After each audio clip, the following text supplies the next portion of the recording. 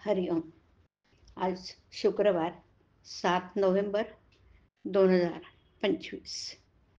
सद्गुरू ब्रह्मचैतन्य गोंदवलेकर महाराज यांच्या प्रवचनाचा आजचा हा भाग ऐकूया.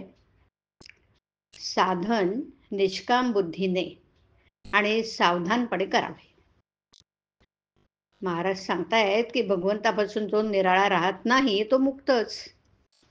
मी भगवंताचा म्हटलं की तिथे बंधपणा संपला. मी नसून तो आहे हे जाणणं म्हणजे मुक्तता प्राप्त करून घेणं. देहात असून देहातीत राहतो तो मुक्त. राम करता हे जाणतो तो मुक्त. माझं माझं असं म्हणून आपण बद्धावस्था लावून घेतो.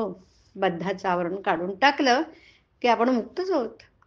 माझ्या मनावर कशाचाही परिणाम झाला नाही आणि समाधान कायम राहिलं की मुक्तावस्थाच आहे. माझ्यासारखा पापी मीच असे आपण मनानेच ठरवतो आणि दुःख करीत बसतो. मी एक भगवंताचा झालो, आता नाही कोणाचा असं म्हणावं आणि जगात नटासारखं वागावं. वास्तविक आपण मायेकडून पछाडले गेलोत. भगवंताजवळ माया ही छायेप्रमाणे. आपण मायेचा नियंता जो भगवंत त्याचं होऊन राहावं. मग माया खरी नाही हे समजतं. मायाला ओळखणं म्हणजे विवेक आणि भगवंत ठेवील त्यात समाधान ठेवणं हे वैराग्य. पाप पुण्य हे मनाचे धर्म आहेत. मी आता नाम घेतो, माझी सर्व पाप त्यामुळे नाहीशी झाली आहेत अशी दृढ भावना झाली की तो निष्पाप झाला म्हणून समजावं. चार चौघ करतात म्हणून साधन करून नाही चालणार.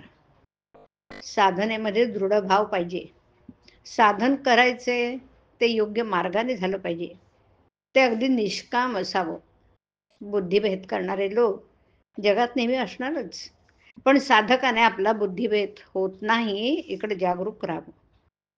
काही पुरुष किंवा स्त्रिया यांना आपला स्वतःचा असा काही प्रपंच राहिलेला नसतो, पण तरीही हे लोक उगीचच जगाचे दोष काढत बसतात. दुसऱ्यांच्या घरी जाऊन उठाठेव करतात. हे फार मोठं पाप आहे. साधकाने ते कटाक्षाने टाळावं. ज्या लोकांना आपल्यामध्ये दोष आहेत हे कळतच नाही ते लोक अगदी खालचे समजावेत. ज्यांना आपला दोष कळतो ते दुसऱ्या प्रतीचे समजावेत. आपण प्रयत्न करून सुद्धा भगवंताच्या आड येणारा दोष जात नाही म्हणून तळमळ असणारे लोक हे सर्वात चांगले. साधकाने तसं बनलं पाहिजे. परमार्थ मार्गामध्ये अर्ध्यापर्यंत गेल्यावर मग पुढे जाणारा साधक फार थोडे असतात. खरं म्हटलं म्हणजे साधन आणि वाचन असलं की साधक कधी मागे पडायचा नाही. ब्रह्मचारी साधकाने प्रपंचातल्या उठाठेवी करू नयेत, कारण तशाने प्रपंचाचं प्रेम त्याला लागेल आणि त्याने प्रपंचापासून 4 पावलं दूर राहावं, नाहीतर तोच हवा असं वाटू लागतं. जगात किती पोथ्या कितीही मते आहेत, एवढं पाहायला वेळ आहे कुठे. म्हणून साधकाने गीता, ज्ञानेश्वरी, गाथा, भगवत, दासबोध असा एक ग्रंथ प्रमाण मानून त्याप्रमाणे साधन करावे. मुंगी डोंगरावर चढण्याचा प्रयत्न करते आणि कालांतराने का होईना आपण पोचल्याशिवाय राहत नाही ना.